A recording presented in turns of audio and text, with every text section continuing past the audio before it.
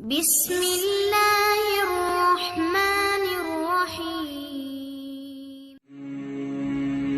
حضرت عبداللہ بن عمرو بن عاص رضی اللہ عنہ نبی صلی اللہ علیہ وآلہ وسلم سے روایت کرتے ہیں، آپ صلی اللہ علیہ وآلہ وسلم نے ایک روز نماز کا ذکر کرتے ہوئے فرمایا، جس نے نماز کی حفاظت و پابندی کی تو وہ اس شخص کے لیے روز قیامت نور، دلیل اور نجات ہوگی، اور جس نے اس کی حفاظت و پابندی نہ کی تو روز قیامت اس کے لیے نور، دلیل اور نجات نہیں ہوگی، اور وہ قارون، فرعون، حامان اور ابی بن خلف کے ساتھ ہوگا۔